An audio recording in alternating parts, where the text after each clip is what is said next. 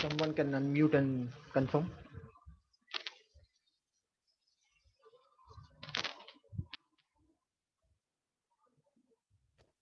Yes, sir. Your voice is audible, sir.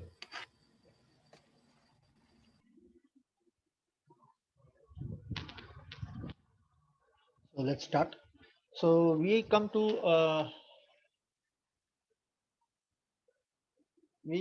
our day 6 of our AWS Essential courseware. Okay, and the agenda for this week will be we'll talk about network and content delivery. This is network and content delivery overview. Okay, we'll talk about VPC, virtual private cloud, and related components to this module. Okay, and then we'll have some, because they have some more components related to network, so we'll have a continuation. So 2 days we'll talk about network and content delivery. Okay, then we'll talk about storage overview and storage overview continuation, and we'll have an session for identity access management.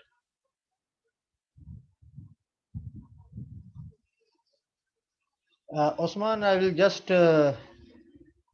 I know that it's related to your instances. I'll show you. I'll just continue with this, and at the end of this lecture, I'll show you how to do that. Okay, sir. Okay. Fine, sir. Thank you, sir.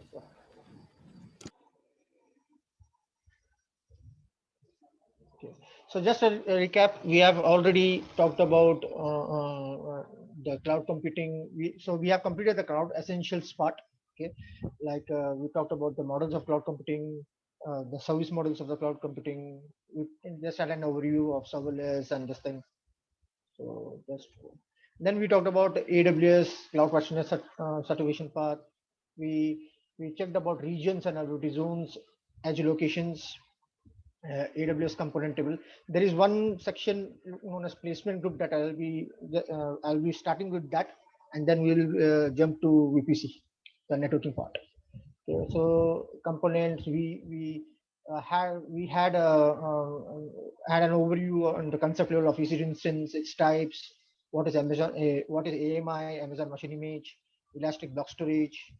Okay, placement I'll be taking it now. We talked about the EC2 pricing, the spot instance, and the reserved instance, the saving plannings. Okay. And we had a hands-on demo, creating of Windows and Linux instances, and we saw how to connect it, how to connect those instances over the internet. So we had an overview on auto scaling, Elastic Load Balancer, Elastic Container Services, the serverless of on AWS is Lambda, then the pass application, that is Elastic Beanstalk, light sail, and hybrid model working on hybrid on AWS is Outposts. So before I continue with this, let's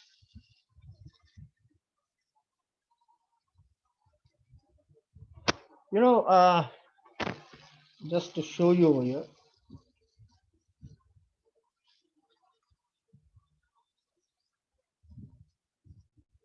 So my console is visible to everybody, right?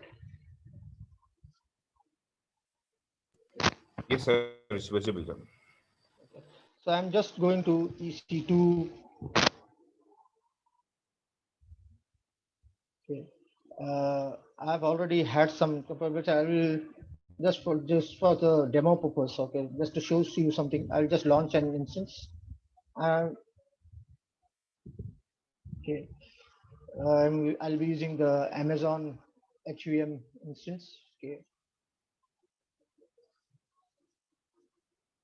I'll use the T2 micro, the instance family. So when I come to this page, right, what it used to ask me, the number of instance, okay, when is the purchasing options, whether I can go for an spot instance. So you can see I can bid it, maximum price and persistent request. Okay, I can bid accordingly for the spot instance. Okay, not suitable to use mission critical applications on spot instances. Then we have network. Current when we launched this thing, we use default. We had a default subnet and automatically assigned public IP. Then there is a term called placement group that I will be talking about. So we can have placement groups over here, and then capacity reservance. If it can be target by ID, target by group. So if I am reserving some capacity over there, this part, if you have an active directory and for domain this thing, so you can create and so for directory services we have managed AD services, and you can also use third party like Microsoft AD or LDAP. Okay. We'll doc this IAM role in the IAM part. So you can specify CPU options also, like how many core count, threads per count, number of vCPUs. Okay. And when you say shutdown behavior, so as soon as you this thing, what is the shutdown behavior? It will be stop or terminate. So when you say when you close this thing or you try to this thing, it will stop uh, uh, the uh, the instance.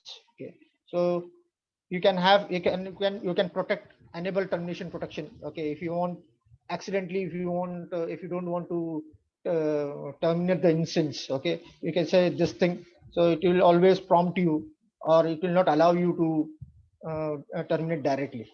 Okay. So best method to delete an instance is to stop the instance and then terminate. So this will be helpful in a production environment where accidentally you don't delete an running instance. Okay. Monitoring we'll talk about later. So you find this tenancy, right? So currently by default, what happens is it use shared tenancy. Okay, and then we have an option of dedicated instance, and we have an option of dedicated hosts. Okay, so let's know about what is it.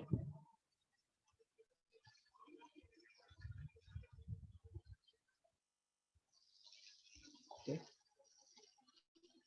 So when you say about tenancy, right, means who is the owner of the resource. When you say tenancy, who is the customer, who is the owner of the resource, and what are the types of the tenancy? As we checked, shared tenancy and dedicated model. So in dedicated model, we have two types.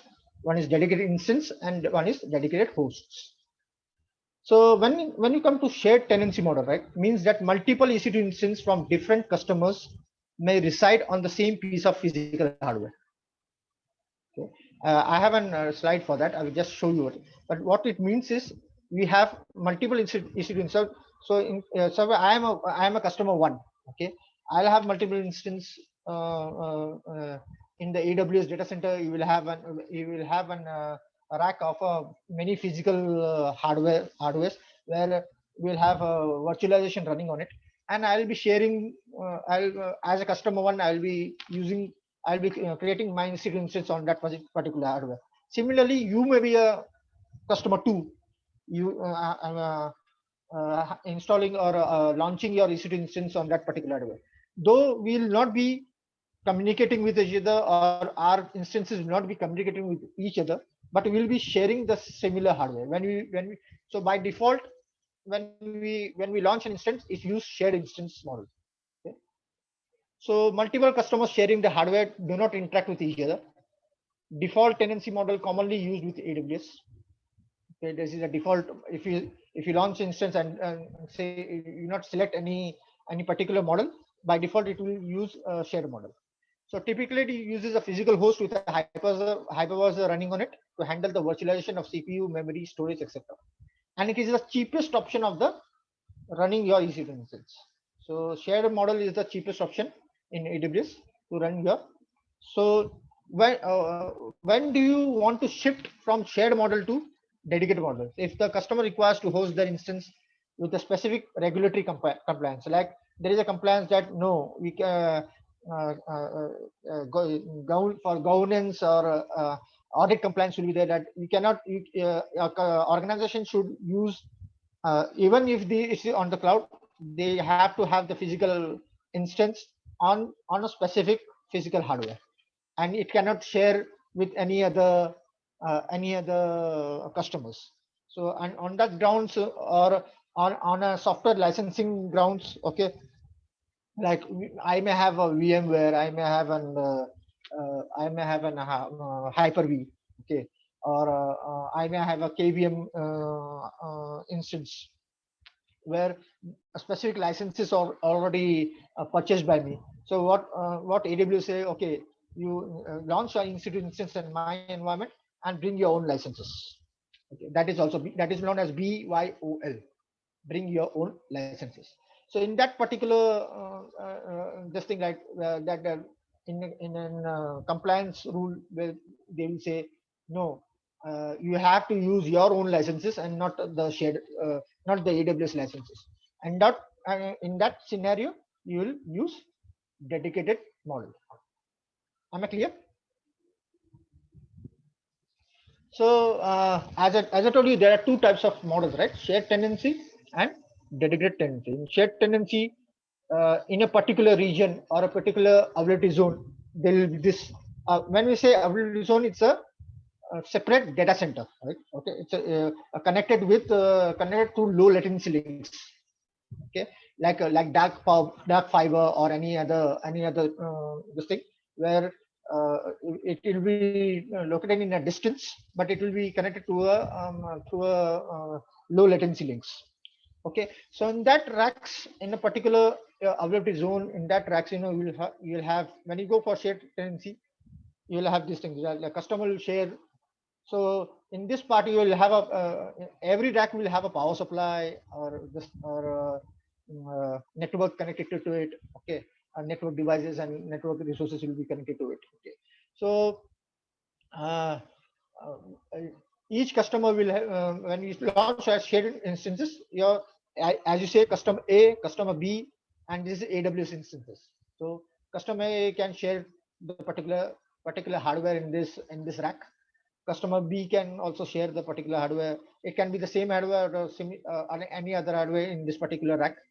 And AWS also is sharing its instances on that particular hardware. Okay, so moving on, if in case this particular power supply fails in this rack, okay, what will happen is the uh, uh, your particular this thing, right? Particular instance will not be available at that time. So the responsibility of having those instances on a redundant, or responsibility of having a redundant power supply and redundant network for this rack, okay, will be the responsibility of AWS. Okay, so because AWS is providing those racks to you, so as you are always should be aware of the shared responsibility model. Okay. Similarly, for in dedicated tenancy, you will have dedicated host. Now, dedicated host. When I talk about dedicated host, will be physical hardwares. Okay. Depends on the instance family that is required. So the more the cores, the more bigger size of the hardware you can find it out, right?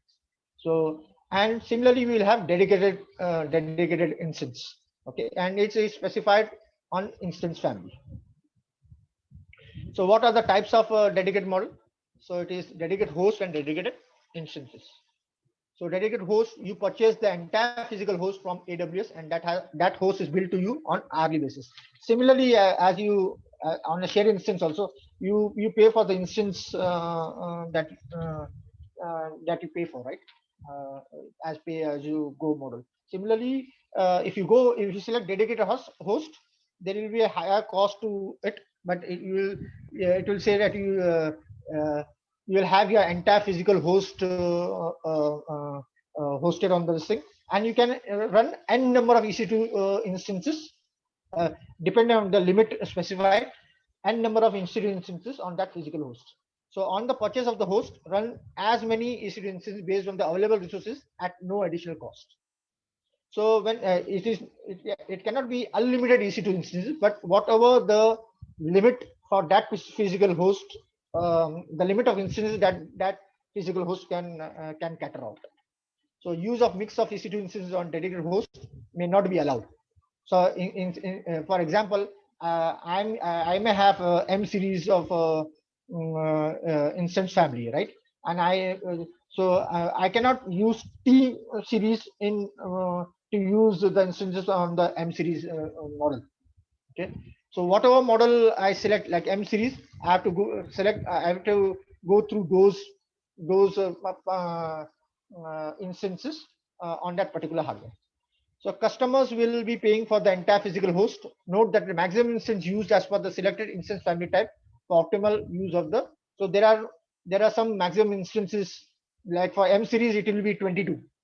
Okay, 22 instances can be hosted on those systems, and so on. So each host type has different maximums. So where can when I can use the dedicated host if the customer requires to host their instance with specific regulatory compliance. Am I clear? Any doubts?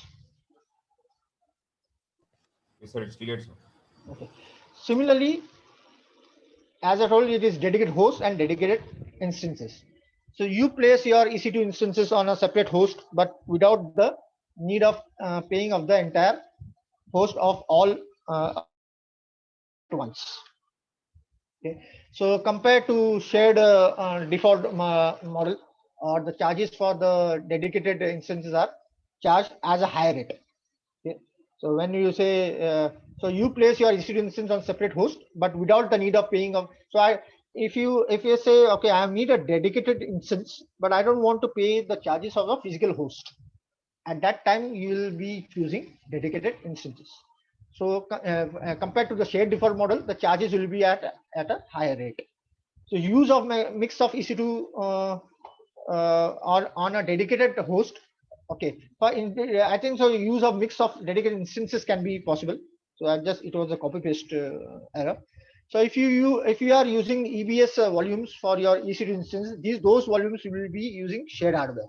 So in case, right, if I say I'm using dedicated instances, okay, where will the volumes be? Whether the volumes will be on a physical hardware, so it will be in this scenario, it will be the EBS volumes will be on a shared hardware. Okay, so dedicated instance tendency does not include the virtual disk unless you choose instance storage. If you say AWS that no, uh, I want compute as well as storage as a dedicated. At that time only you will have dedicated compute and storage on a physical environment on the AWS data center. Right? But if you don't choose that, the volumes, if you choose only dedicated hosts, the volumes will be on the shared hardware. Am I clear?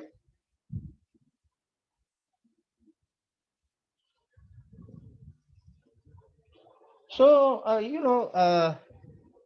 and what type of virtualization normally uh, as we say, right, we are talking about VMs. Okay, so definitely there will be some virtualization platforms we used, that be it AWS, uh, be it Microsoft, or be it uh, uh, Google. Okay, so for AWS, generally they used to use on their data centers, they used to use Zen hypervisor.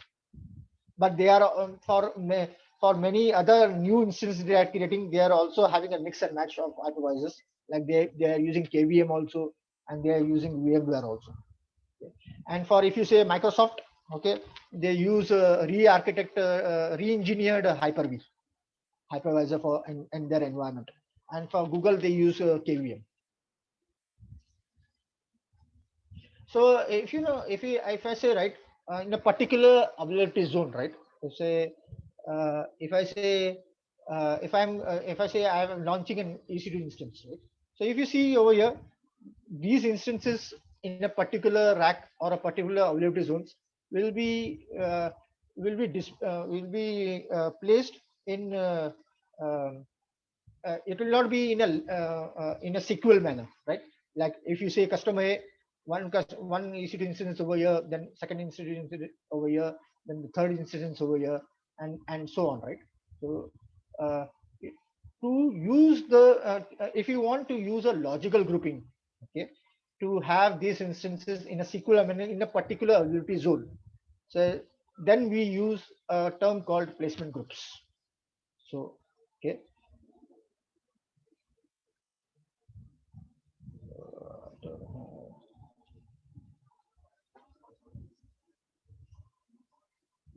Okay, so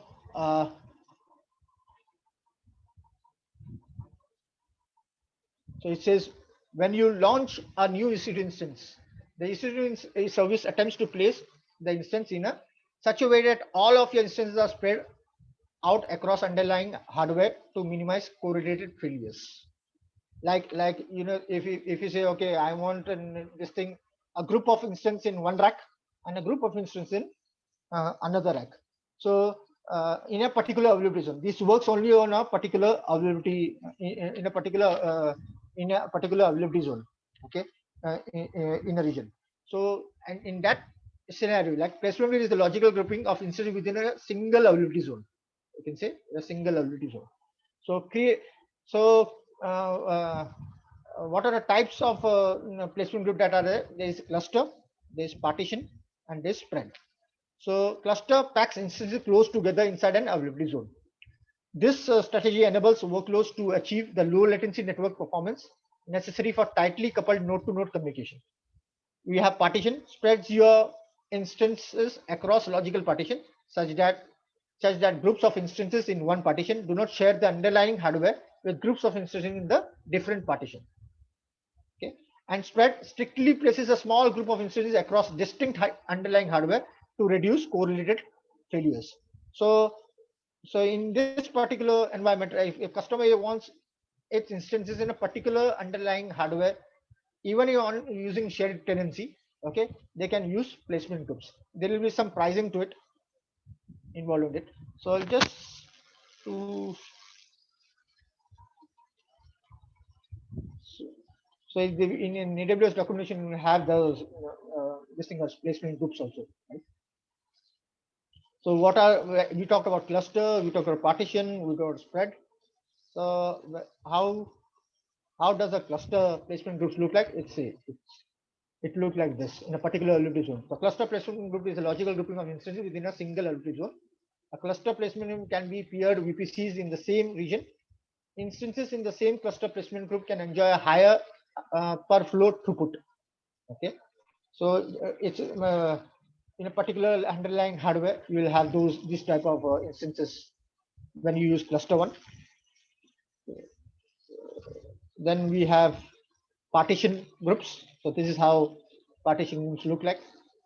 So partition placement groups helps reduce the likelihood of correlated hardware failures for your application. When using partition placement groups, Amazon EC2 divides each group into logical segments called partitions. So when we talk about placement, it's a logical segments. Okay, it is a logical grouping or logical segments so that your correlated EC2 instances can be grouped into a part and or using a specific underlying hardware like partition 1, partition 2, partition 3. Okay, and then we have spread. So spread placement group is a group of instances that are each placed on a distinct racks. So if you want particular instance on different racks in a particular data center in AWS, you can use spread placement groups. Am I clear? Yes, sir. You're clear, sir. So just a question, okay. If suppose I am having a web server, right? Just look this one.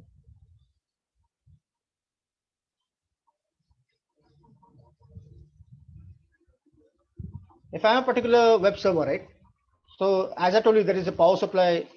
Always be having a redundant power supply. But in case some scenario that my this thing will be that instance particular hardware will be failed, right? I may experience some outages and I may get an alert by AWS. Okay, this is what it is. To avoid that, I can use this placement groups and other parts. It can be used in shared also, and it can be used in data, but it is used in a single availability zone. Okay, it cannot have so for each section you have to specify that that I may require placement groups and so on. Okay, there will be some charges attached to it.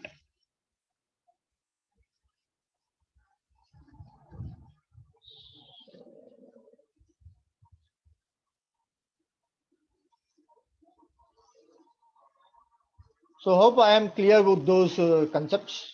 Okay. So now we come to module 3, that is network and content delivery. Okay. So what are the components related to this? What are the services that AWS provides with content deliveries? Amazon VPC, virtual private cloud, very important topic. Needs to understand. I'll be going a little bit slow on this topic. So because it's very important, okay, to understand this. And then related to this content delivery, we have VPN, direct connect, private link, transit gateway, API gateway, Amazon cloud front, and Route 53. So you can say virtual private cloud, API gateway, CloudFront, that it is used for your edge locations and other things. And Route 53 is your DNS service in AWS. AWS VPN, we can have VPN services for connecting between the customer and the AWS cloud. And we have a direct connect. We'll be speaking on that on a later half. So what is AWS networking? Amazon vision is to provide the network for world's workloads in the most feature-rich and highest performing cloud services. If you have in our last week, we talked about regions, we talked about edge locations, we talked about POPs. Okay, so if you see every component, okay, the global reach for AWS, they have grown with the network environment also. Okay, some part will be their own physical this thing, or some part they may have hired some other services. Okay, so features that they have made deep investments over the past 13 years to ensure that AWS has networking capabilities. So when you say global reach, if you say, and if you want to use infrastructure services, okay, and with the global reach of this thing, AWS is the best to choose of. So features are most secure, highest network availability, consistent high performance, broadest global coverage, and complete management skills. So what will be, there are some subcomponents that will be learned in VPC. One is the subnet, okay, one is route table. We'll talk about network access control list. We'll talk about security group. We'll talk about internet gateway, NAT gateway, and elastic IP. Okay, so VPC, what is VPC? Amazon Virtual Private Cloud enables you to launch AWS resources into virtual network that you have defined. Okay. So this virtual network closely resembles a traditional network that you operate in your data center with the benefits of using scalable infrastructure of AWS. So Amazon VPC has two types. One is default VPC and one is custom VPC. So last time, whatever hands-on labs we did was using the default VPC. Just to explain you more on the concepts.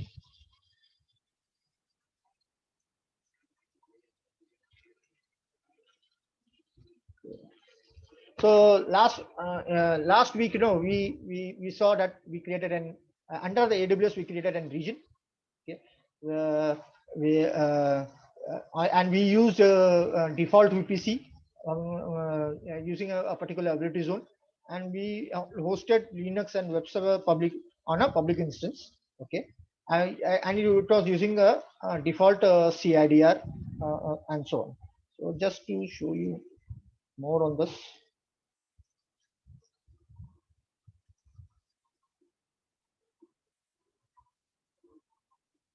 So default VPC was, this is what is a pre-configured, right?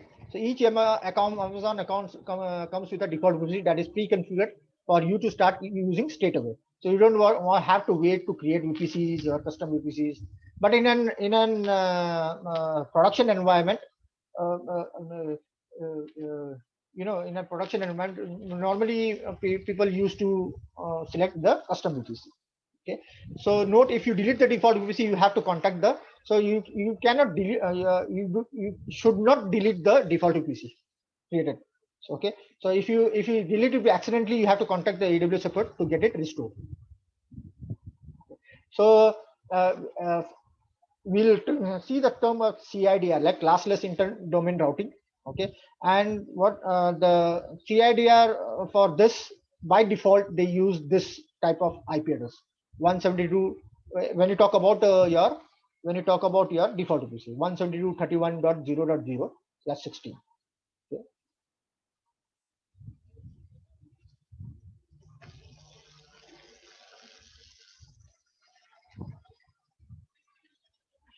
So as we saw the default VPC, right? So now today we will talk about the custom VPC, part, and uh, talk about the components related to VPC.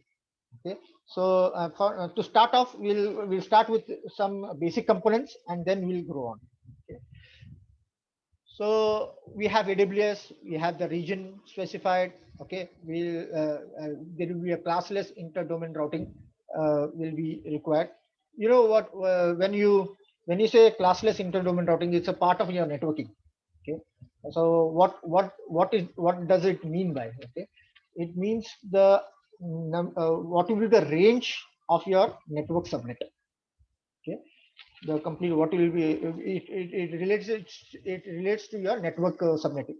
So what will be the complete range for your complete, so this is very important when you specify or design your architecture, right? So you don't want your range to be very small, very narrow, so when you grow or scale, you have some issues. Okay? So considering it should be in a medium range, right? So it should not be too high, so that attackers also can use those free ranges. Okay, and it should not be too low also, that you have some bottlenecks. Okay. Then related to this, we will have subnets. Okay, that subnets can be attached to a particular ability zone or multiple ability zones. Okay, so if you can have you can have an web environment. Okay, you can have a web environment on a particular subnet. Okay, with having EC2 installed in a particular ability zone with auto scaling enabled. Okay, you can have your DB on a different your database server, which your web server will be communicating with on a different WebD zone in a particular region. You can also have a scenario where you can have a web this thing in a particular WebD zone, and a uh, web environment in a particular any other WebD zone, and your DB on a third WebD zone in a particular region. Okay, or you can have a DB or you can have web instance in a particular zone with DB having in a particular region, and have similar type of web services on a particular on a different region. Okay, so with this, you will know, as we there are two terms that we need to cater off. One is when I say public. Okay, so the users over the internet will be having access to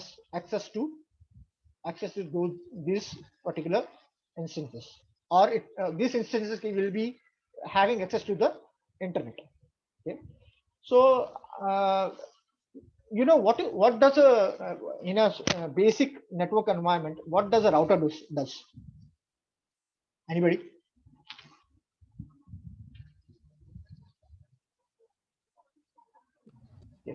Assigns the best possible path for the package to reach destination. Yeah. Like So by giving the with the various protocols and headers that are being added at the layers. good. So in a simple language, it connects two or multiple different networks, right? So this can be a separate subnet within the same CIDR, and this can be having a separate network. So so in AWS.com, you will have an implicit router, virtual router always in place.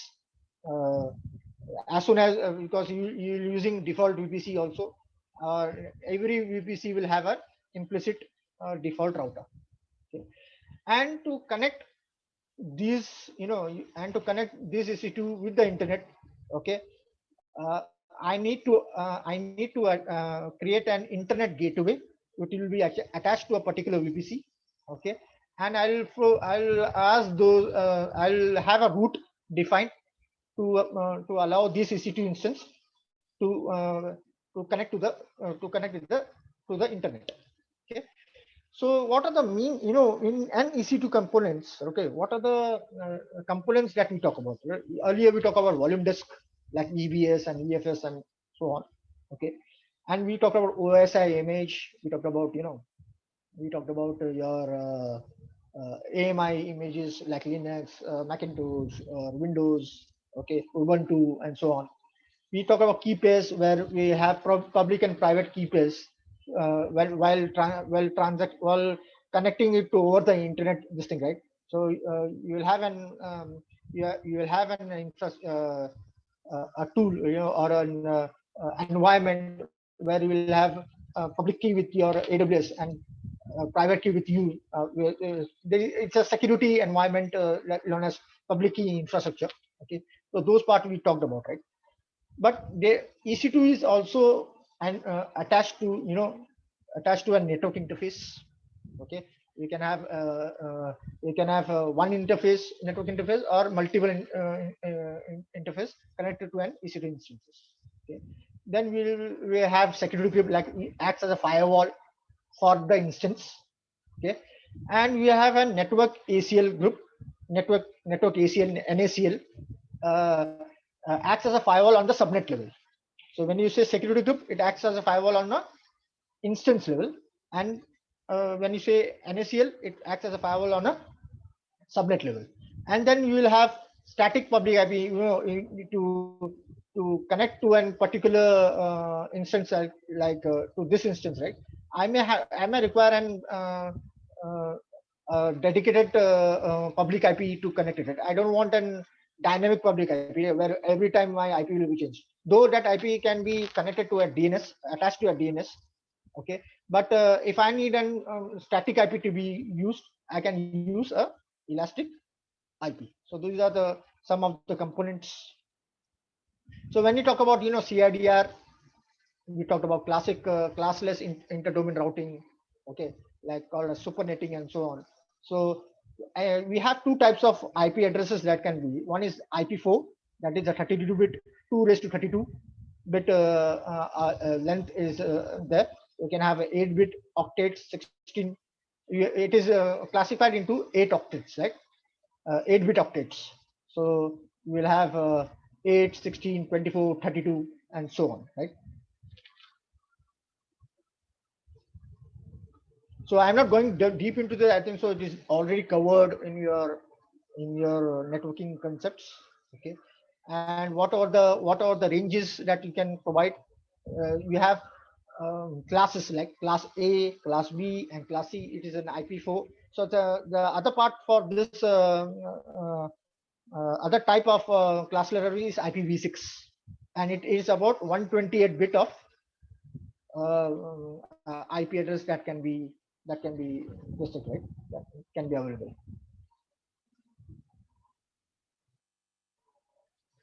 So the you have class A, class B, and class C. So when you say class A, you will have 10.0.0.0 that can be assigned, and it can cater about maximum number of hosts. So it will have 128 bit of your network, and it will have maximum number of hosts that can be used. And when you say if you have noticed that your default VPC lies in this area 172.16.0.0, and it can be the ending IP address is 172.31.255.255. So it can have a mix of these many number of hosts will be there, and then we have 192.168 subnet where you have 65,000. If you go for this 0.0, you will have 65,000 of hosts will be there. If you say 1.68 1.0, then you will have 254 number of hosts can be available in a particular network. So these are when you create a VPC, AWS recommends that you specify the CIDR blocks of /16. So when you say as you see over here, right? So you can have /8, /16, and /24. Okay. When you say /24, it will give you 254 of hosts. When it gave /16, it can give you up to 65,000 of hosts. Okay, and so on. So typically, it's recommended to go for /16 of IPv4 ranges, and this is all you have /8 prefix. Okay, and you can have /16 prefix or /12 prefix, and you have 192 of 168 also. Class C also can go up to /16 prefix. So it is recommended to go with /16, and then within that this thing you can create your subnets accordingly. Am I clear until now? Yes, sir. Clear, sir. Okay. So just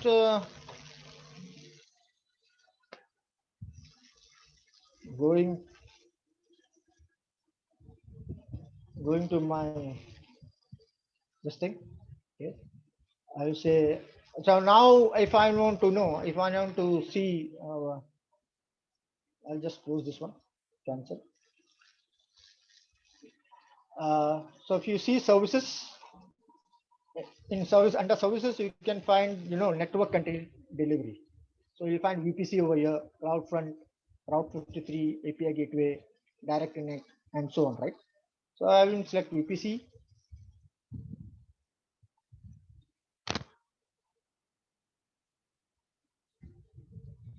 So what are the things available in this VPC? We will have this virtual private cloud. So based on the basic environment, right, we'll be working on these parts, right? Like we'll create a VPC, we'll create subnets, we'll create route tables, or use the default route table or internet gateway. Okay, and if you want to use your IPv6, you can go with egress only internet gateways. Okay, and then we have security like network ACLs and security groups. Okay. Earlier, this was not there, reachability analyzer. So if you need to troubleshoot a particular traffic is reaching or not, you have reachability analyzer also. Okay, and we have firewalls. This part was not there earlier, but I have to explore it. Okay, this is just recently launched, I think so. I'll just explore it and tell you this. Network private gateway, transit gateways, and so on, right? So we'll be working on this part. So coming to my book, okay. So it's page number 46, section 5. Okay, we'll have network content delivery, and these are the components already mentioned in those. What are the components we'll be working on? Okay, and then the other components that we will be. So I have covered all these things, but in this course, we'll be focusing on this part, right? Subnets, routing, internet gateway, security group, and NAT instances.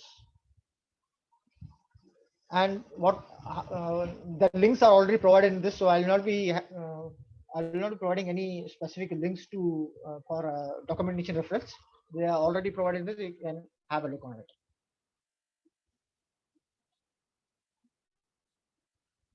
So in a particular environment, when I say custom VPC, right? In a particular environment, I will show you. So if you want to see. So in a particular, in a Amazon custom VPC. So in a particular environment, what will be there? We'll have web servers and we'll have database servers. Okay, this is the 10.0.0.16 CID is mentioned. I will be having a department resource on availability zone B. Uh, if I say if I'm using a region called North Virginia, it can be US1A and US1B. Okay, so then we are this will be assigned as a public subnet, and this can be as a this will be, because I will not be exposing my database on a public, right? Okay, okay. So then we have an implicit router, and with this to assign this to my internet, I will have an internet gateway assigned to this.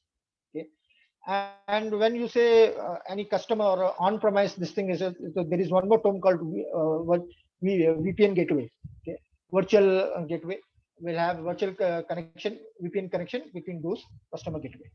Okay, so till in this in this session, I'll be focusing on only internet gateway and on those part. If I if I miss some part today, I will be carrying on it tomorrow. Okay. So this is what we talked about, and this is the lab scenario that will be, So what will we create? We will create a VPC. We will create two subnets, 10.0.1.24 and private subnet 10.2.04, and we will create an internet gateway to allow internet traffic for this public server. Will modify the route tables, and these are the part that will be there. And then we'll host an EC2 on that particular subnet. Am I clear until now? Yes, sir. Clear, sir. Actually, I have already created a VPC over here, but it's just to so there are two types of there are two types of ways to create an this thing, right? One is you can launch an VPC wizard, and one is you can do it you can do it one by one, okay, like a custom this thing manually. Okay, so when you say launch a VPC wizard, these are the scenarios you can go for, right? Your instance run in private instance, like single instance per public subnet. Then you have an VPC with public subnets and private subnet that we are talking about, right? We will be installing this part. Okay, VPC and public subnets and hardware VPN access. Okay, and VPC with public private subnet on and hardware VPN. So all the scenarios are been mentioned over here. You can go through it when you launch and this thing. So if for an example, if I say select, so what it will give me? It will give me what does the public subnets and this thing. I'll be manually doing it so that you can understand each component accordingly. But you can use this if you I will suggest that you do manually first. Okay, and then if you are very you feel that confident on it, you can try on the VPC design. So just to start with, right?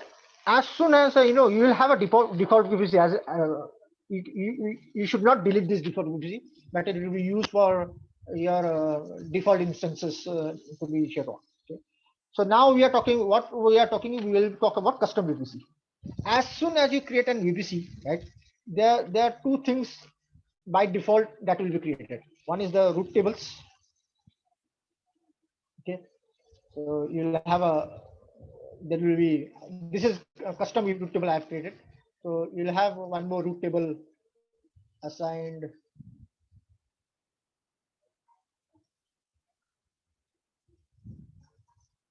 Okay. So you can find this. This is assigned to my public VPC. Okay, and you will have NACs created by default. As soon as you create an this thing, a VPC. Okay, you'll see network ACLs. These are used for. So if you see, I have created a VPC. Okay, and these two subnets are NACL is created over here. Okay, so explanation type, and maybe I'll be covering this tomorrow also on the explanation part. Okay. Just to show you how it. So when I say create VPC, okay, what it will ask for? It will ask me for valid name, right? So in my environment, I'm using fires.vpc01. And when you create your environment, you use your name dash vpc01 and so on. So we use /16 IPVPR this thing. Okay. So you have you can have IPv6 VPC blocks also. Okay, but we using an IPv4 block. So I mentioned 10.0.0.0/16. Okay. So we can have options for IPv6. You can have Amazon provided IPv6 CDI blocks also. You can have custom owned IPv6 blocks also. Okay. So I'm not. We are not working on this IPv6 right now. So we are focusing on IPv4. So you can have, as we talked about, default and dedicated, right? So I'm using a shared default shared tenancy, and I say create VPC. Once I say create VPC, because I've already done it, so I'll cancel it. You will find this. Okay. So what you will find is you will have an VPC ID. Okay, attached to it. You will have a VPC name attached to it. Okay. So whenever you want to relate those VPCs, you can relate those VPCs in an AWS environment is through name and through VPC ID. Okay. And then we have option sets, main root tables. So as I told you, a root table and a network ACL for that particular subnet will be automatically assigned as soon as I create an VPC. So who owns it? I own it. This is my account ID. Then you can check the CIDR, what CIDR this is associated, and then flow logs. So log part I will be, so tags also you can. So tag is a very important, even you know even in instance level and even on network level, tags are very important. So to have to provide you the right information regarding your architecture. Am I clear until now? Okay. So Yes. now what we have done, we have created an CIDR. We have created an VPC. Okay. So next step is what? We will create two subnets. So here already I have created some subnets. Okay. So now if you see, if you, before I come to this region, you should select which region you have created this setup. So I am selecting North Virginia. You can select Mumbai or any other this thing, right? So because all the latest features are available in this region, I am using North Virginia. Okay. So in North Virginia, we have 6 availability zones. So you can see that there are 6 different data center subnets already available for me to select for. Okay. But right now, as I'm going for an custom VPC, I've created these 2 additional this thing. One is the public subnet, okay, and one is the private subnet. Okay. So I have assigned 10.0.10/24 on my public and 10.0.2.0/24 on my private. Am I clear until now? So how can you have to create the subnet? You can say create subnet. So you have to select the VPC. So I've selected the particular VPC. This is my CIDR.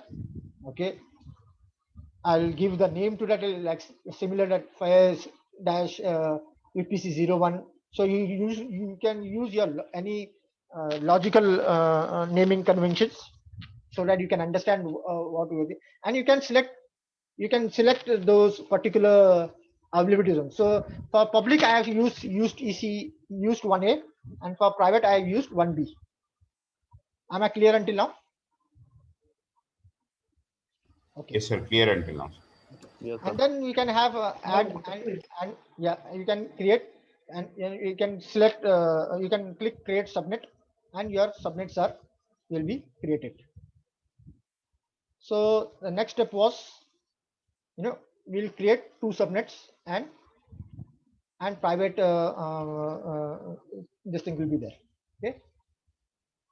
So now because I am talking about public subnet, right? So my public subnet, I will say hello, I want internet connection to my public subnet. My web servers needs to be connected to those to the internet.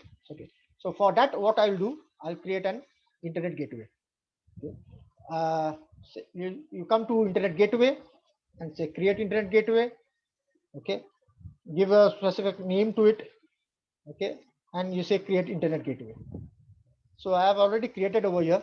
Okay. Like you can see over here. So if you see each and every component will have an ID to it attached to it, right? So that when your billing metering is based on those IDs, okay?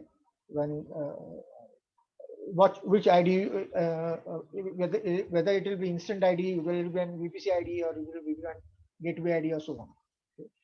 So if you see over here, you will have that ID, will have state detached.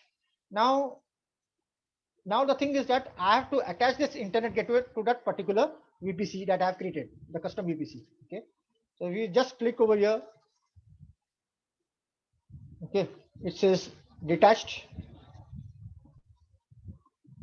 So I come to this, I'll click the gateway and go to actions and say attach to a VPC. Okay. I'll just say now it says me always, it will not give you default options, right? It is not showing you any default subnets, but it is showing me because already internet gateway is already attached to a default gateway, a default subnet. Okay, default VPC. So it will give me a custom VPC. So I'll just select it. Okay, and say attach internet gateway. So if you see over here, it is already this thing is already attached. Okay. So what is the next step now? We'll create root tables for public subnet and associate it with the created internet gateway. Okay. So now, if you come to my, now I'll go to, so what we have covered until now, we have covered VPC, we have created subnets, we have created an internet gateway, we have attached that internet gateway to our VPC. Now we come to root tables. Okay. So if you see over here, if you just select a particular root table. Okay. So this is a main root table. As soon as I created VPC, it creates a main root table. Okay. And this is my default. Root table, right? You see default VPC. Okay. So I created one more root table for my public routing. Okay. I don't want to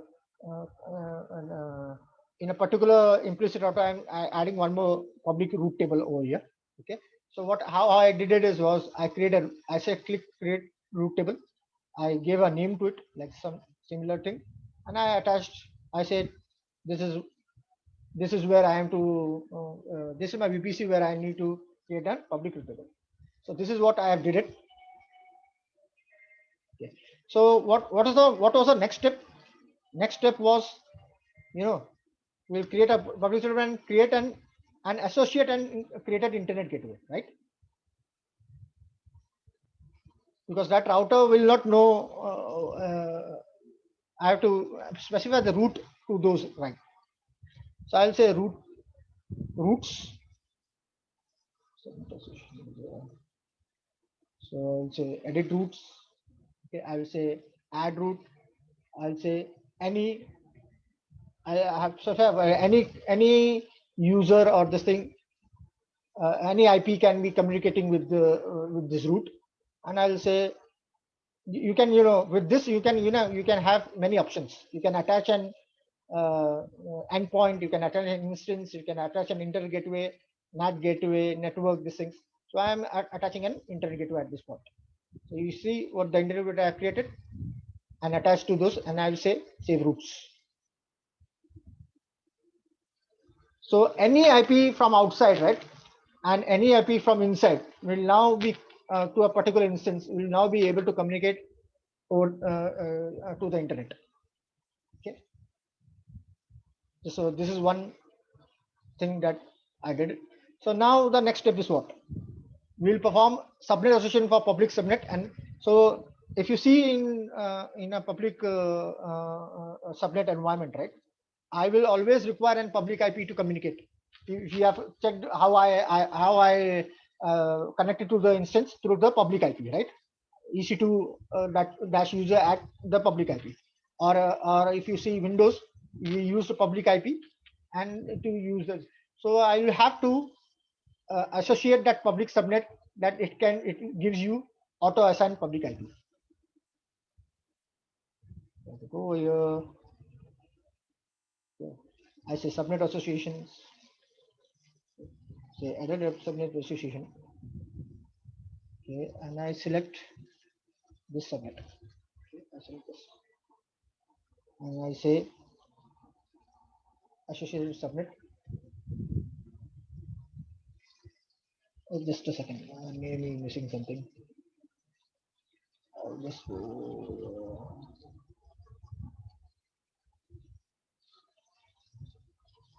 So each stepwise, if you follow this book, each stepwise that I'm doing is already in the book. So you don't have to write it down or something. Just you have to follow the steps. So until now we did this right part, right?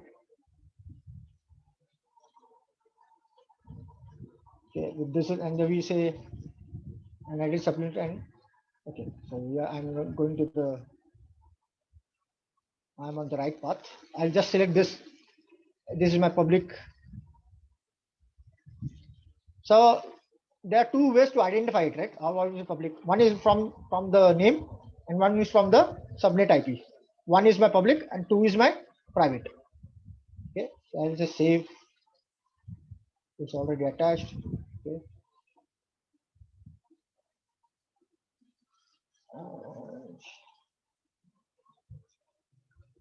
So what is your next step to do? We'll perform subnet association for public and enable auto. So for that, I need to go to the particular subnet.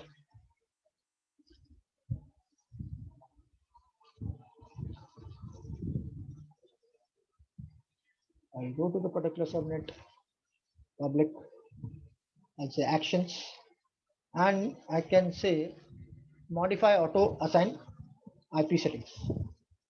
So if you see over here, because before doing that, if you see over, you come to this part, right? You come for this particular this thing, auto assign IP is no now, right? But I have why I'm doing this so that any instance on the public IP in the hosted on the public subnet will have an auto assign IP. So I'll just modify this thing. I will say enable assign IP and I'll say save. So if you come down over here, now auto assign IP is yes. Got it? Any questions until now?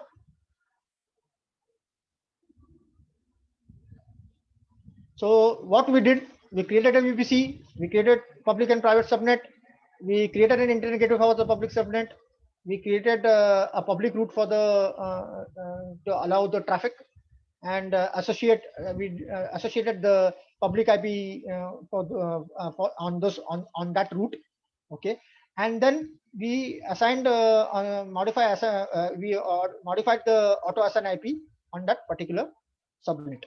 So next step is to launch an instance.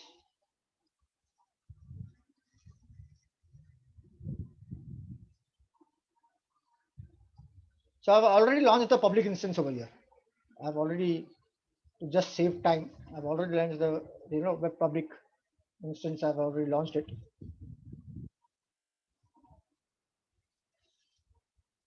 Okay.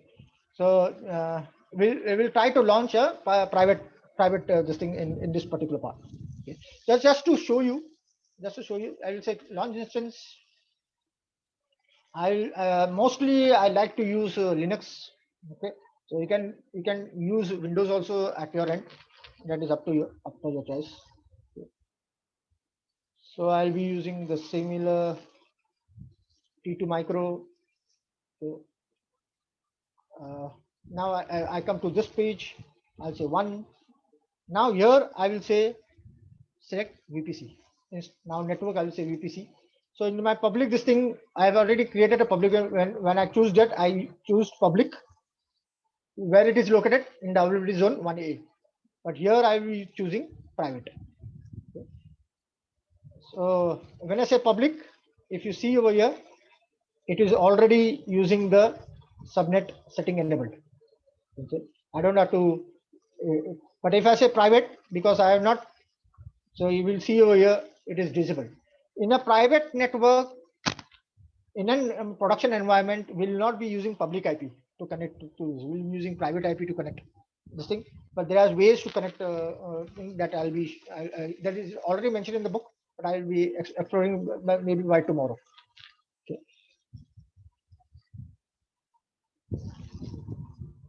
So I'll keep the things, other things as this thing. Okay. But here I will do one thing, right?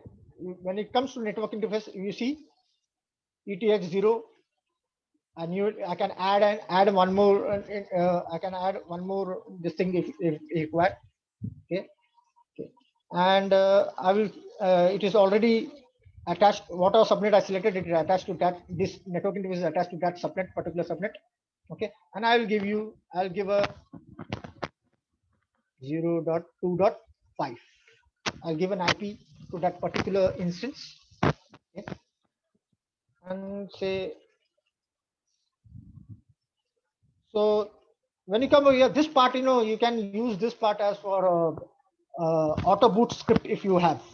If you want, if you want an this thing, instance automatically install all the patches and other things. So you can you can provide a script to it.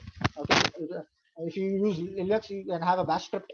If you use Windows, you can have a PowerShell script, and you can run the script as soon as the instance launches. You will run the script, and whatever things that are defined in that script will be fulfilled.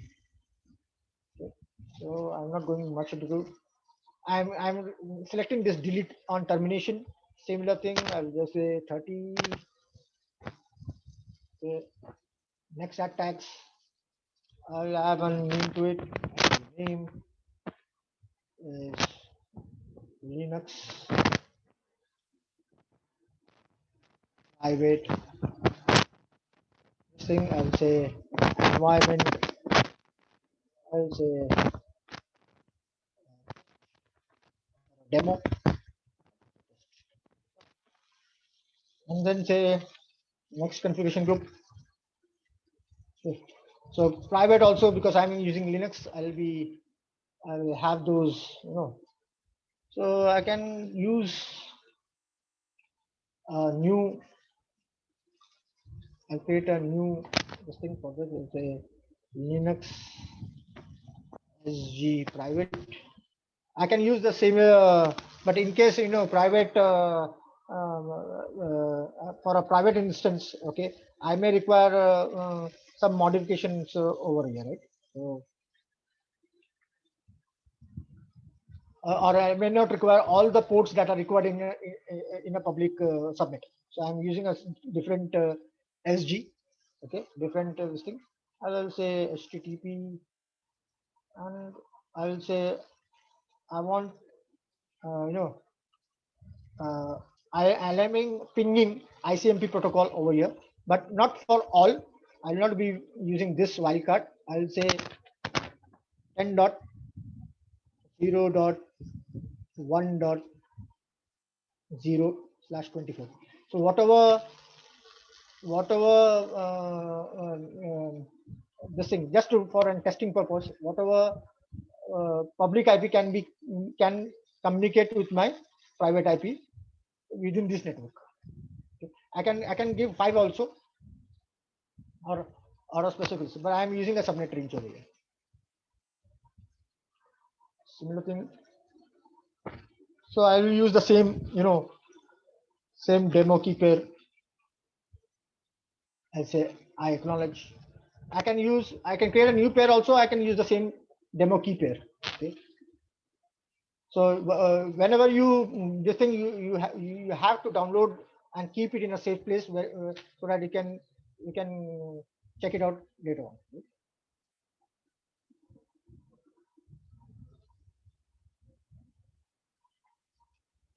Am I clear until now? Any issues or any confusions that you're not getting, you're not understanding of it? If you see over here, my public and private is launched. So just if you select over here for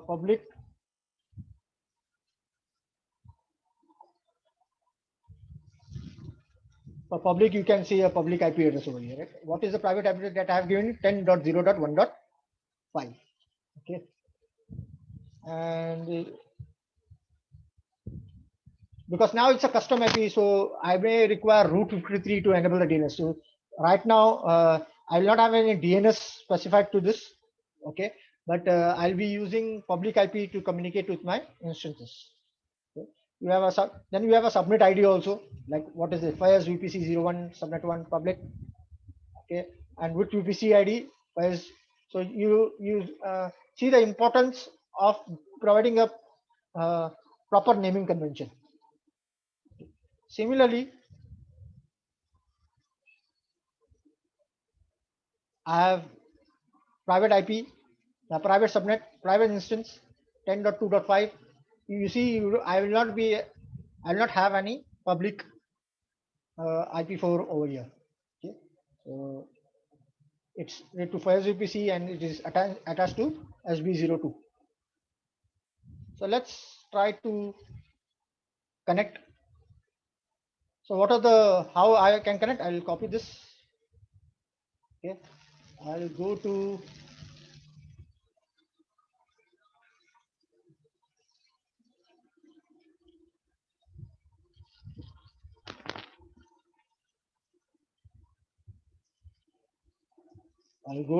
first I will, because I am using this thing, I'll go to puttigen, run. Okay, I'll say load.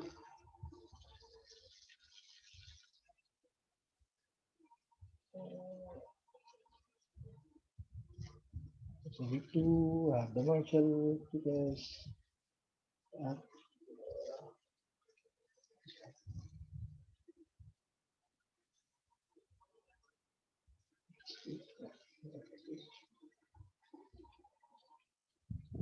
let me say all files. Okay, I have this.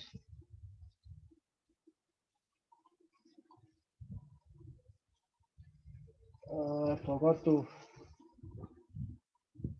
save that file. Actually, I forgot to save that PM file. I will just check it out.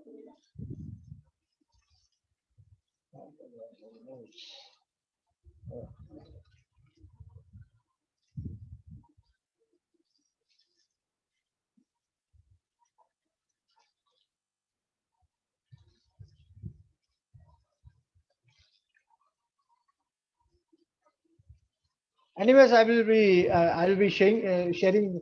I'll show you the connector this tomorrow. Anyways, we have some lack of time left. Okay, so I will just I'll create this, recreate this, and by tomorrow I'll be showing you how to connect and what are the things to be configured. Until now, you are clear how we did this and. Yes, sir. Yes, until now. So that's done for today. Okay. So tomorrow, we'll be having more on explanation part. Okay. So I think so. Osman had something to had some issues doing the. Yes, sir. Yes, sir. Just to come to that part. No, now today's assignments will be it will be this. So section 5. Fine. Okay, it will be section 5. We have to do the steps until 1 to 8. 1 to 8. Okay. Okay. So this is the what we have to. It will be an assignment. I will be posting it on the this thing. Group. On the group. Yes, Usman, tell me. Yes, sir. That's what, like instance. First of all, I tried doing that server instance that you have shown in the class, sir. Hmm. So I could log in that, and then I tried for that Linux instance that we have Okay. done in the class. Hmm. So eventually, that keys where there no sir key pair that I've Hmm. actually deleted. So and then I stopped this instance in this console board. Like I terminated all the things like its access and volumes and everything. Hmm. So then when I try creating it again, it's saying that you already have a key pair. Okay. So like in order to start the instance from scratch, that the steps that we have in our manual, so like I'm unable to do, You like know, you, in the step of key pair, it's saying that you already have a key pair for this. So okay. that is what So is. if you see over here, I did the same mistake. I Yeah, downloaded the yeah, PM file, yes sir, and yes sir, I by mistake I didn't save it. yes sir, Okay. that's So what so let me do one thing. I'll the you know how to have a demo file, right? yes sir, So just to explain for the other users also, just yes, when you are having an instance, you'll have this, right? Linux yes demo, sir, how to delete it. You have, you can stop yeah, instance, you can reboot instance. When you say stop instance, okay, yeah, when the instance is changed to from running to stop, you'll have to get charged, okay, and you yes, can always terminate an instance, terminated, yes sir, okay. This is one way to do it, okay. And the other way, there are two things that can be that can be for in this thing. If you in your first lecture or in my WhatsApp, I have asked you to download uh, AWS CLI, CLI, yes sir, command line interface, command yes line sir, interface, right? yes So sir, I have already uh, because in case for creating anything you use portal, okay. But in okay, some cases, some components doesn't get deleted by the portal, so you can use those things. You can delete those things from using command line, AWS CLI, right? okay, The command line. okay, So when you say I have already installed the AWS CLI on my PC. okay Okay. sir, There is one way I can say AWS configure.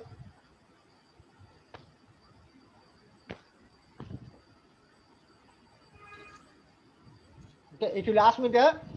Whenever I have created the root account, you will provide me an access key and a secret key, right? okay, okay, Okay. yes So sir, I will showing you that. Okay. This is one way, or else in December 2020, right? yes, Uh, uh, uh, we didn't have a cloud shell on AWS. We had cloud shell in Microsoft Azure. We had cloud shell in cloud shell is nothing but an instance. Okay, okay, having on working on installed on a particular hardware in the AWS platform. Okay, okay, and you can use that. It is a pre-configured instance with all the required tools.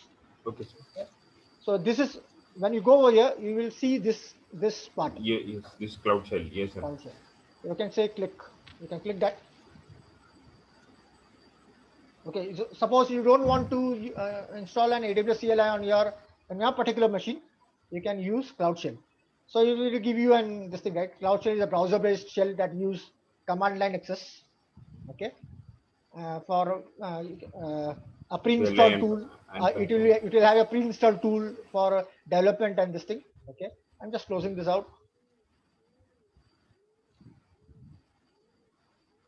So Usman, what I'll do, I'll just try that because I'll have the same issue.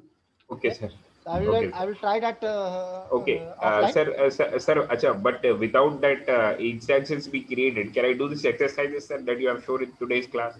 Like And that's VPC you can do it. VPC you can do it. That is not a problem. VPC, I can do it. No, sir. Okay, sir, no Okay. problem. Yeah. I'll do the VPC up to 8 steps.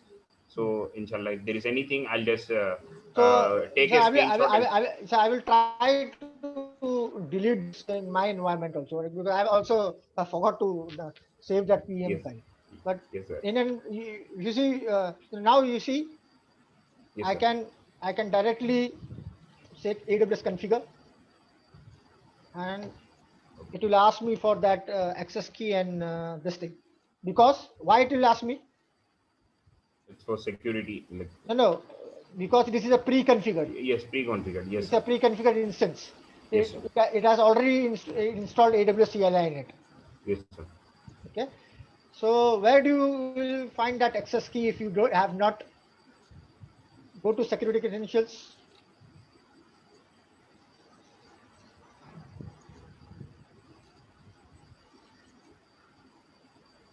Okay, and you see access key and this thing. Access key. Okay, Yes, sir. so you can find it over here. Okay, this is our access key. Access key There is ID. a secret key also.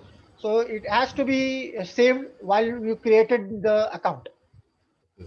Okay, but in case if you have not saved it, you can always go for a new access key. Okay, like over here, and you can it will show you shows So access access key key. and secret. Okay, you can always save it and delete the previous one. Okay, delete the previous one. Okay. Okay, I don't know. Okay, I'll do. So just to show you, I'm just stopping the sharing because I need to copy that this thing. I'll Okay, just sir. stop the sharing for a while. Okay, sir. Okay.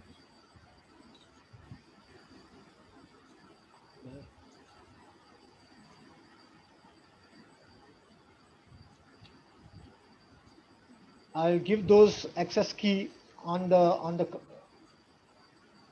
CLI that interface this, yeah, that we were using this one. either on the AWS CLI or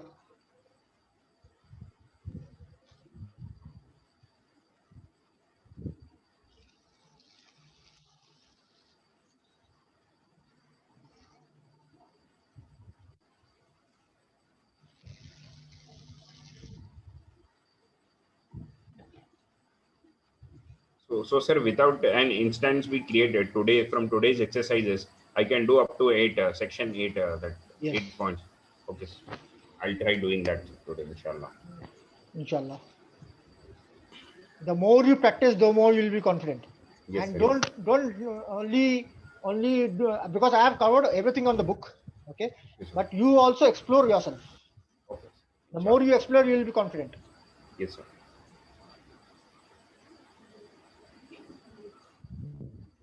Because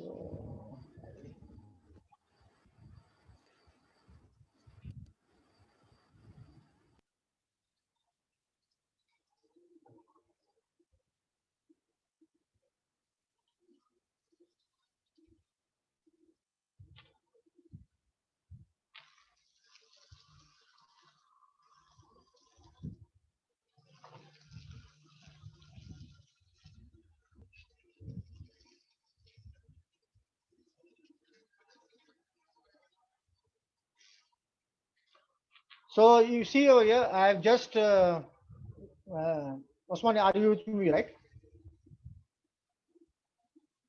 Yes, sir. Yes, sir. I'm with you. So I just Access. provided my access key and my secret access key over here. I have to specify the region that like US 1A, 1B, and so on. Okay, and what regions you will find it over here. US East 1, US East 2, whatever you require, and then we will have a output format, and this will connect to my CLI model.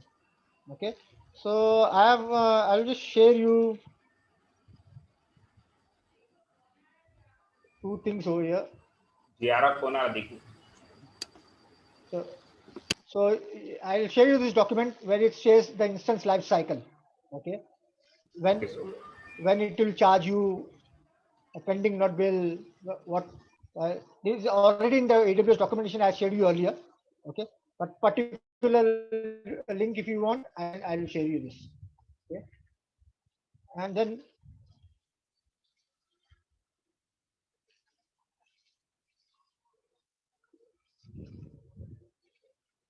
so I'll show you the Terminator instance over a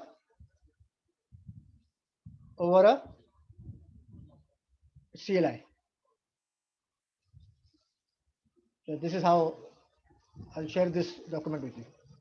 How to let me try to delete my one. If I get if Yeah. I get a solution, I'll share it with you. No issue. Okay, okay, sir. Definitely, sir. Okay. Okay, So that's okay, for sir. the day. See you Okay, sir. tomorrow. Thank you, sir. Jazakallah. Assalamu alaikum. Walaikum salam.